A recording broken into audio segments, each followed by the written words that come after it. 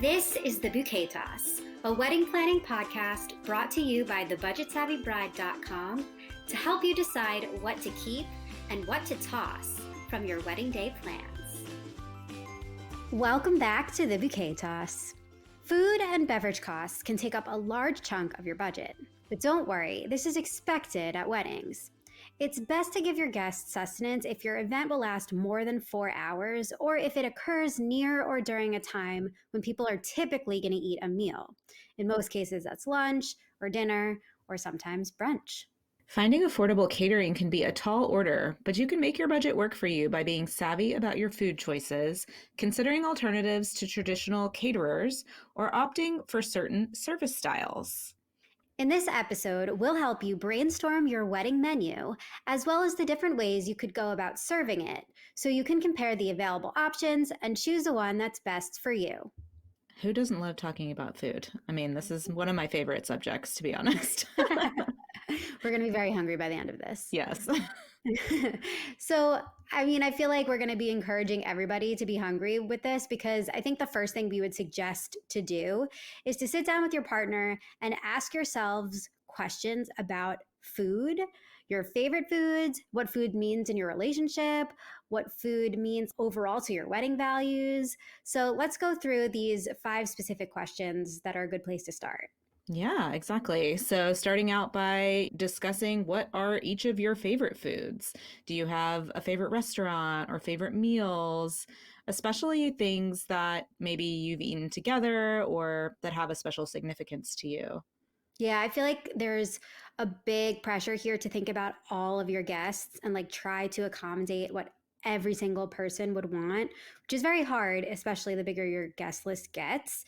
So narrowing it down to specifically what you and your partner really love could be helpful. Also, maybe your favorite restaurant is able to cater your wedding, or maybe you even have it there. It could help pick some of your other options as well by just kind of getting started talking about it. Yeah, for sure. Next up is considering if there are any dietary restrictions or allergies that you need to keep in consideration, obviously between the two of you, but also within your nearest and dearest family members and friends on your guest list. Really, the only way to make sure you can accommodate everybody is to make sure you're opening this communication about it, right? Asking either on the RSVP card or somewhere within your wedding website, allowing a place for people to put those preferences. And then also when you're creating the wedding menu, just kind of trying to provide options, have things that are all kind of, different so that you'll cover each of those potential things that somebody might be looking to avoid. Yeah. And obviously there's lots of people as well these days who don't eat meat. And so having some sort of veggie friendly option available is usually a good idea no matter what. But yeah, these are all super important to consider when you're putting together your menu. The next one is, what's more your style? Do you want something that's a sit down serviced meal?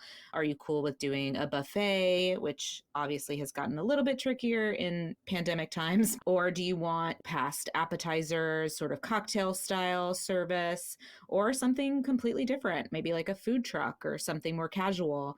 There's lots of different options, and it kind of depends on what your vibe is, what you're going for, and the kind of experience you want to give your guests as well. Yeah. Another one is to really think about how important food is in terms of your overall wedding values. Obviously, it can be probably the biggest chunk of expense when it comes to your budget. And for some people, a wedding is about food, right? Getting people together and feeding them and having amazing food together. For some people, that's truly what it is about. And for some people, it's not at all. And so getting clear on how you and your partner feel about that, I think is the most important. I think that there's so much pressure that couples can feel when they're planning an event like this, because a lot of guests show up kind of being I'm going to eat everything because it's a wedding. If that's not what you and your partner are going for, that is totally fine. You just set the tone, maybe temper expectations, kind of your invitation can even show what kind of experience the event is going to be. Whatever it is that you want to have, anything goes. You have to try to toss the pressure of other people thinking this is like their moment to eat every single possible thing that they can and drink everything. And yeah. For sure. The final question on our list is, are we comfortable doing any aspect of this on our own or potentially with the help of family? We actually just published an article on thebudgetsavvybride.com about how to cater your own wedding if your budget is super tight and this is a route that you want to consider going. There's some great advice in that article. We'll include it in the show notes, just about how to best organize yourself to go about a task this large, because feeding especially a large group of people is not a simple task. Let's put it that way.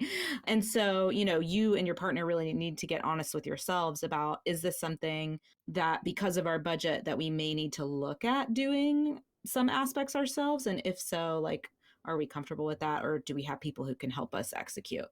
Yeah, often there are people within your circle, your family, your friends who maybe like love being, they're the person who hosts every holiday. They're the person who likes to throw parties. You might have people around you that are really used to creating a menu for a larger group of people already. And so employing their help is a great idea. For sure. So we've got some ways that you can save, regardless of if you're going to do it yourself or if you're going to use professionals. But I think one of the things to really think about that's the most important is like the actual food that you choose can really affect the expense. Some foods like, steak or like a fish or, options like that can be a lot more expensive than, let's say, pasta or tacos or something like that, right? So already by picking the types of food on your menu, you can already be stretching your budget a little bit further potentially, regardless of, if you're getting it yourself or if you have a professional providing it. But I love to encourage those non-traditional options. I feel like everybody loves a food truck. It's like so interactive. It's like it's such a fun thing. Even if your meal isn't that, some people do a food truck as a dessert or as like a fun attraction or, focal point of the wedding at some point, or like take home snack and that kind of stuff. Everyone always remembers a food truck. So it's a very fun trend and I'm here for it. I'm so here for it. One of my really good friends had a late night food truck at like towards the end of her reception that had like sliders and fries, and it really came in clutch, like for that, end of the night when you'd been drinking and dancing and you needed something to just like settle you for the night. So I was a big fan of that, and I loved just the interactive kind of like experience that you get. Yeah. And I feel like people might think, how could that be budget savvy? Like, how could adding another thing be savvy? And, we get that concern. But if food is something you want your guests to walk away from the experience remembering, or that just even personally, like you want a food truck at the end of the night on your wedding day, then budgeting for that and cutting back in other areas is really like the way to go, because ultimately not feeling like you had to skimp on something like that is what will make you feel like you had the best wedding for you. Absolutely. So, in terms of like other non traditional options, I think a lot of us think about wedding food as like chicken or fish, like that kind of cliche, like, oh, the chicken is like overcooked and it's dry and it's boring, with like a vegetable medley next to it or whatever. So, I really love seeing couples kind of break those rules and serving, maybe your favorite like ethnic food, like Thai or Mexican, or, something that's just a little bit different. Food is also a really good opportunity to honor your heritage and like honor your family. Yeah, So if you have parts of your family that are from different places, incorporating foods that they love is a really cool way of like meshing the two families getting married together. It could be really representative of that as well. I think like so much kind of goes into the food aspect of it that getting clear on like the picture of what you imagine. We talk about like the sensory experience of planning your wedding. We talked about this like at the beginning of this season. Like, what do you see? What do you taste? What do you smell? And taste is huge. And it's like going through that for yourself and then also for what your guests might taste is such a great way to get clear on like what you think you might want. I think that also like presentation is key. You can make things look fancier. You can kind of like elevate any of these food options just by the way that it's presented, the way that it's served, what it's served on, where it's located within the venue. Like there's a lot of things just to think about. And so, especially if you're working with professionals, like they're going to have a lot of ideas about like where those things can go. And if you're doing it yourself, really like doing some research from other weddings, seeing the ways people did it, like what did they do that made it feel like it seamlessly fit in with everything, is a really good way to go. And then I also think thinking about like a combination of things. You don't have to go like it's sit down and that's it. You could have past appetizers for a little while and like then a buffet, or like you can do things that are kind of different. And then, we'll get there soon, but dessert could be an entire other like category, right? So kind of like mixing and matching the styles of the food that you're serving, I think is also a good idea. And then it's also something to think about, like if you want your guests up and dancing the whole night, like that's what you picture is everybody like really living it up on the dance floor. Having that sit down moment, like that is going to be a moment where everyone is going to not be on the floor. So like you're going to have a decided in the reception activity to have a sit down dinner. And so maybe that's a reason that you don't want it that way. Maybe you would rather people be able to just grab food as they want and kind of like keep everything free flowing. Yeah, I definitely agree. It's like it makes it a lot more possible for guests to mingle amongst themselves, and especially if you design your reception with like cocktail tables instead of like the big sit down round tables. Obviously, you might want to have some chairs to the side for like grandma and grandpa if they need to take a break and sit down for sure. But that can really help encourage that vibe that you're wanting for like the party if you are wanting like more dancing and more activity throughout the reception. Yeah. And then you don't need a seating chart and you don't need escort cards. So you've just saved 2 areas of expense. Savvy choices. I love it.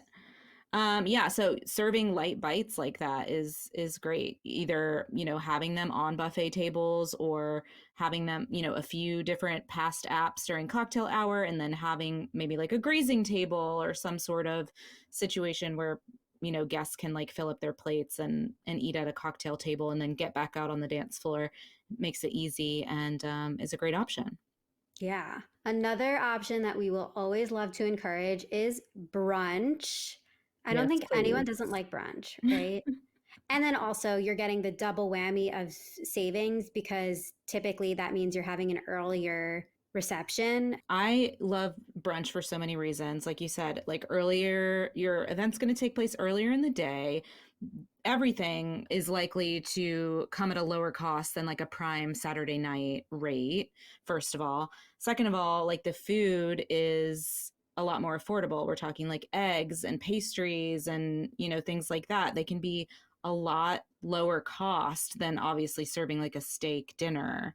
Also, during the day, like you can have, brunch cocktails like Bloody Marys or mimosas, but people probably won't drink nearly as much for a morning wedding as they would at like an evening reception. So that's a good cost saver as well. Very good to think about. When it comes to weddings, everyone's looking for something that sparkles. No, we're not talking about diamonds. We're talking about Prosecco. When we think of romance, fun, laughter, joy, and friendship, we think of Prosecco. But not just any Prosecco. Iconic fashion designer Vera Wang just launched Vera Wang Party, a premium Italian Prosecco that's the perfect addition to your toast to the special couple at any wedding. This classic Italian Prosecco sparkler is light and refreshing with a playful yet sophisticated tone. Vera Wang Party is available wherever you buy wine, and if you don't see it, just ask for it. Or visit verawangparty.com and order it right to your house. Plus, listeners of the Bouquet Toss can use promo code SAVVY to save 15% on your order. So, as you plan all of your wedding events, from the engagement party to the bridal shower, bachelorette, and even farewell brunch, let Vera Wang Party be the life of your party. And don't forget to follow at Vera Wang Party on Instagram for exclusive cocktails, party planning tips, and everything else party related. Alcohol, beverages, this is an entire other category that you have to consider. And so definitely a point of contention that a lot of couples feel, some people expect to show up to like an open bar at a wedding. And that doesn't mean you have to do that, right? It's one of the biggest expenses to have the wedding be that way. So, like we said, like a brunch situation kind of takes that off the table, which is kind of cool. Another thing you can try to do is serve only wine and beer. That can cut down on a lot of the costs with like the other alcohol. Also, no alcohol is always an option. There's so many like cool mocktails that you could do that people would love and enjoy, and you can still have signature mocktails instead of signature cocktails. And then we've also mentioned this before, but if you do the alcohol and the beverages yourself, you have the option to either buy wholesale, which can save you a lot, or do like a stock the bar party and have people contribute alcohol, maybe like at your bridal shower or your bachelorette or anything like that. People can contribute alcohol. Even I feel like that could be like a thing that you could say, like, in lieu of, an extra gift or whatever it is, like, please bring your favorite BYOB, bring your favorite drink. You could get creative with it. Yeah, for sure. I think a lot of it really hinges upon, like we've talked about and like we emphasized in our episode about choosing your venue. If you can find a venue that will allow you to bring your own alcohol and supply that alcohol, you have more control over the cost per bottle. You can choose the brands you like. You can buy wholesale. You can go to Costco or Sam's or a place like that to stock your bar for a much more affordable price, and you're not paying like restaurant or professional venue markup on that alcohol. I mean, it can really be a huge savings, like of at least 50%, if not more, by being able to choose the alcohol you want to serve yourself. The other part with choosing is also working in the alcohol with the food menu. If you are choosing to do like a taco type thing, like, or maybe like there's a taco food truck or something like that, maybe then you only do like tequila and margaritas. You can make it themed, and that way you don't have to be covering every possible single option that somebody would want to order. People will still find what they like, and it could be like worked into the theme of the wedding. Yeah, totally. You could also do sangria, which is a great option because it stretches the wine a bit further when you make it Ooh, in a big batch. what a good idea. I love a sangria. Great for anybody doing the CIY or cater it yourself, is DIY sangria as your alcohol. It's a great idea. Love it. So not only are you thinking about food, beverages, last but maybe not least, dessert is an entire other category. And now, just to preface this, you could just have dessert only. Like, cake and punch receptions are definitely a thing. We featured a bunch on the Real Wedding section of the blog as well. And you can have so many people. If the only food that you're serving is the cake or the dessert, like, that is definitely an option. And so kind of getting savvy with like the time that your reception is. Maybe it's not necessary to have a full meal and then you can just do the dessert. If dessert is really a big thing for you as a couple, I think you should also remember that if you have a ton of other, like, you have a cocktail hour and then you have all the main entrees, by the time you get to dessert, people are like so stuffed.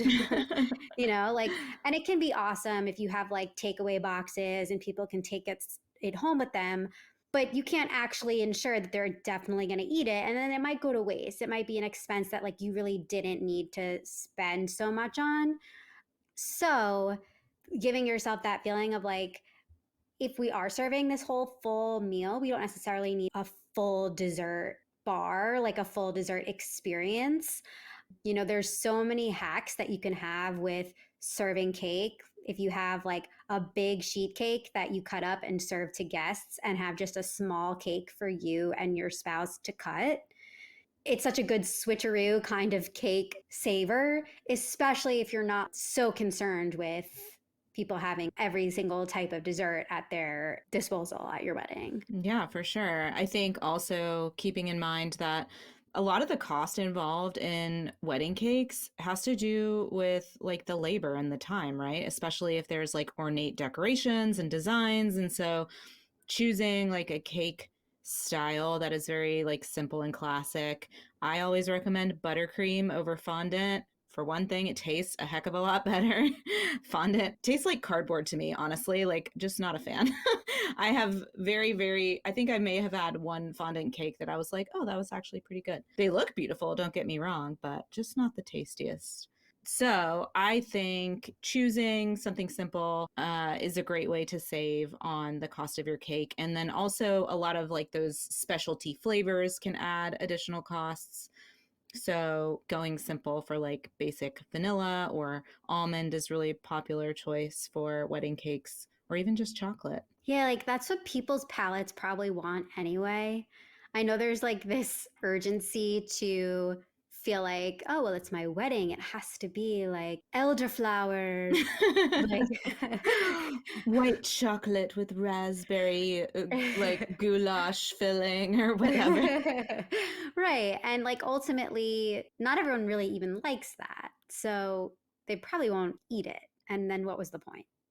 Yeah, it's very true. And I hear it so often. And in, my time working on actual wedding days, seeing how much cake is left over at the end of the day, much more than just the top tier left for you and your spouse to enjoy on your anniversary. There's often an entire separate box of cake that either gets sent home with like the families or tossed in the trash. Nobody wants to see that kind of wastefulness. So, Right. I also think that favors is one thing that we just talk a lot about in terms of keep it, toss it, what do you do? And ultimately, a really good option for favors is something edible because it's likely that people will actually eat it. And dessert is a great way to send people home with like a favor that they might want to eat. I went to a wedding recently where there was an entire cookie table with to go boxes. I'm telling you, I've never seen so many cookies in my life. And it was like the mother of the groom had, like, she enlisted all of this help. A bunch of different family members made different flavored cookies, and it all came together. And then it was like the perfect thing for the guests to pack up and take home with them or to even eat while they were there. And then they had a smaller cake for the actual like cake cutting part. And literally, I think they were like, who wants cake? And like, if you wanted it, you went up and took a piece. But if it wasn't cut and put at everybody's seat, to just waste it if not everybody wanted it. right. I love the idea of like to go boxes to take things home. And I think like as a guest, people like that's fun for people. The other thing with cakes is to remember that grocery stores can actually provide you with the best wedding cake hacks that you'd ever even imagine. We've seen like some awesome things where people have put together different cakes, like made them into a 4, 5 tier spectacular creation, literally just cakes from like Costco or Sam's Club or Publix. Then they take flowers, they take little pieces of decoration and they put them on, and it's a simple look. It's simple to pull off, and it goes such a long way. It can like really make such a big impression. And if you're worried about doing it yourself and like it not coming out great, the money you're going to save by going that option, like you could probably do a test run, donate the cake or something because that's a lot of cake to waste, but you could do a test run and like figure it out and, be sure that it's going to work and then still go that route and save a ton. Yeah, for sure. I think there's definitely some considerations to be had where that's concerned, in terms of like vertical cake assembly, you want to make sure you have like the proper supports in place because just a cake on top of a cake is not going to be stable. So, um, Yeah, but like who doesn't watch Great British Bake Off at this point? Like there are so many shows. Everyone's watching Nailed It, right? We know what not to do. I feel like you can do there's so much content out there to give you enough information like and for you to do enough research to be able to do this type of thing. If it's something that you feel like, some people are just like absolutely not, no. But I think it's 100% a DIY option for a lot of people. And like, yes, as you said, if you're stacking cakes, you need dowels. Like, just plain and simple. Don't just like stack cakes and expect them not to sink into each other. But it is something you could potentially pull off and save some money with.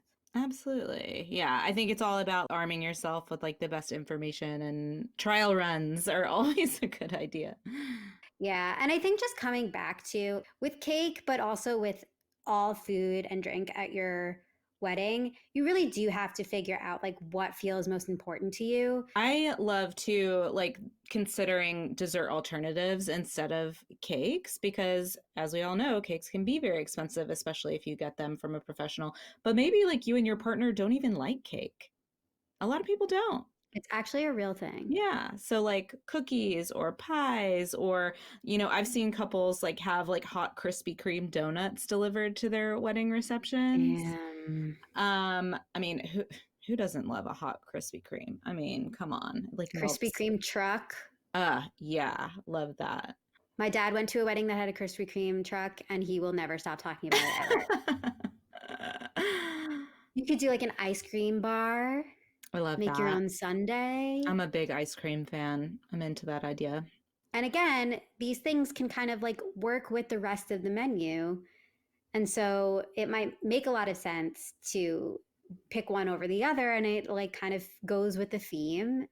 And then it takes the pressure off of having to have every single option under the sun. Absolutely. That sound means it's time for Wedding Watch, a segment of the Bouquet Toss where we discuss iconic wedding moments from our favorite TV shows and movies. If you want to hit pause and watch the clip we're talking about today, head to our Wedding Watch playlist on YouTube. The link is in the show notes. This week's Wedding Watch is Father of the Bride. We have to have you make your confession that you had not watched this movie until we decided to cover it. I thought you were going to let me get away with not saying that. Okay, it's true. I hadn't seen it, so I fully watched it and I love it. I want to watch it again. It was fabulous. I mean, it's literally the entire movie is wedding planning. How have I not seen this? What I think is so interesting is obviously like we talk a lot about and we think a lot about, I think, as, brides or grooms, like going through the wedding planning process about our own emotions and like the roller coaster involved in wedding planning as the couple who's actually getting married. But in this movie, you get to see like the emotions of the dad, the central character, and it really kind of puts it into perspective, I think, how this whole journey of getting married impacts your family too. Yeah, it's so true. And it also puts perspective on the person spending the money on the wedding, like their whole journey, emotional journey with it. And so it could make you stop and think, if you are getting help from family members or anybody like that, it's not just the monetary thing. Like there's so much emotional attachment to the money being spent on the wedding. So if you are, it's a reason to feel proud of being able to do it yourself if you are, because then you also don't have to worry about your dad being like, I paid all this money and I never had a bite of food. I was moving cars with 2 6-year-olds who can't drive, but we put them behind the wheel so they could move all the cars that were a fire hazard on their street. Yeah, yeah. Yeah, the dad, George Banks, he's like the budget savvy dad. He's really Yes. he's really focused on the expense of it all. And Yeah. And like looking for ways to make it cheaper. And, the second that his daughter says that she is thinking that having it at home would be nice, I mean, his mind goes to a little barbecue and his wife is like, no. But, he's really like trying to do it in a savvy way. Ultimately, I think we learned through this that just because they chose to have it at home did not make it more budget friendly. They keep talking about how like it's 250 a head, like, and his worst case scenario would have been 150 a head, and it's just like, and to be fair, I mean, they transformed that house. The Yes. tent that they had everything in looked like a professional space. So Did we get an idea of how many guests there were? I don't know if I picked up on that. I don't know. So at one point they had like gotten a count from like the groom's family, and it was something like 500 people. I'm not sure if they touched on where they landed at, but you did see like the scene of them like looking at their RSVP cards and like nobody declined. So they just like kept putting them in the yes pile. I don't know that we actually got a look or like a full number, Right. you know. I don't see how there's any way possible that there was actually 500 people at a wedding that took place at In a someone's house. house. Yeah. Yeah, I don't think you could possibly do that. But there was just like a wild number of people on the groom's side, specifically the groom's parents' side. Yeah, for sure. So, in terms of the savvy choices they did make, I guess technically kind of getting married at home could be considered a savvy choice, but instead of splurging on the venue in particular, they splurged on transforming that space into a professional style of venue. Also, of note, they got married on January 6th, which is definitely an off peak wedding date. January is not a very popular month to get married, so maybe they saved on some of their vendors. Who knows? That is a very good point. Also, I don't think that they saved in any way because of the wedding planner that they used. No. Martin Short playing like this wacky French wedding planner who like is trying to encourage them to pick like the theme and the style based off the cake. Like he wants them to pick their cake first. And it's like Yeah. all the opposite of the savvy things we talk about, truly. Mm-hmm. So, I do really think that like the intentions were for there to be a budget savvy father of the bride. I think in reality, a lot of things kind of got in the way, but that is reality. That is what can easily happen, in the stress of planning the wedding and all of that. One thing I need to know is, did they invent wedding sneakers? Is this movie the responsible party for wedding sneakers? Because That's a good question. George Banks, right? He owns a sneaker factory. He has a pair specifically made for his daughter. They're all white. They have like lace on them. And the second I saw it, I literally like jotted down on my phone app, did they invent the wedding sneaker? You heard it here first, folks. I mean, that's savvy. Yeah, for sure. I wonder if that's where the trend kind of originated. Now you have, Kate Spade Keds and like super Everything. glittery, people adorn their Adidas with pearls and rhinestones to have that comfort, but also in a bridal aesthetic. Right. So they might be responsible for that. Way to go, George Banks. Trendsetter. I mean, the opening monologue, I think I wrote it down because it's like the dad is sitting down at the end of the night and kind of recapping. He says, I used to think a wedding was a simple affair. Boy and girl meet, they fall in love, he buys a ring, she buys a dress, and they say, I do. I was wrong. That's getting married. A wedding is an entirely different proposition. And it's so true. Damn. Mic drop, ending it right there. There you go. And that concludes our weekly wedding watch. Want to hear us chat about one of your favorite scenes? DM us on Instagram and let us know what we need to watch and chat about on future episodes.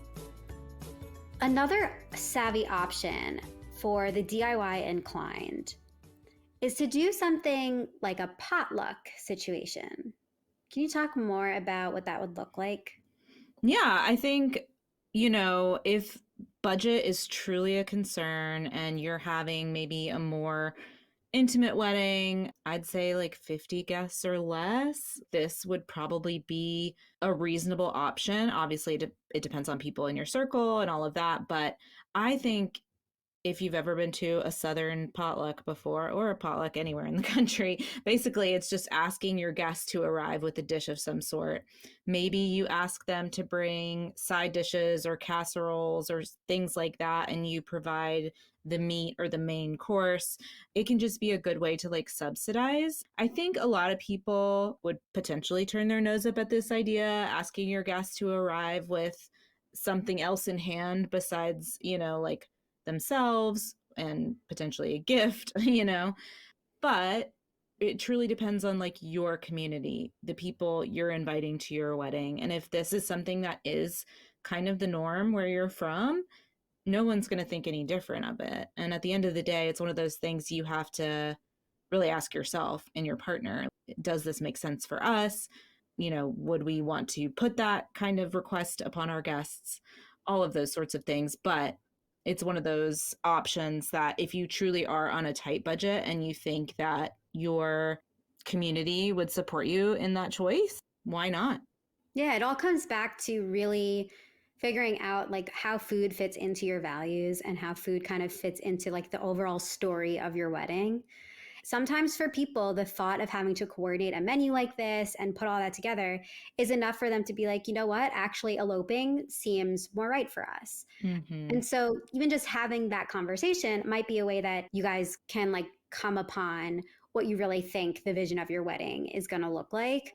Food is one of those big factors that can really actually affect the overall picture of what your wedding is. It can ultimately affect the size you want, the location you want, the venue you want, the theme you want, and just like the feel that you want. So getting started by talking about food will never be a bad idea. And you know what? Like, it's a great excuse for you and your partner to try new foods together or set aside time to like go to a restaurant or, sharing good food and drinks with the people who mean the most to you. Like that's a celebration anytime.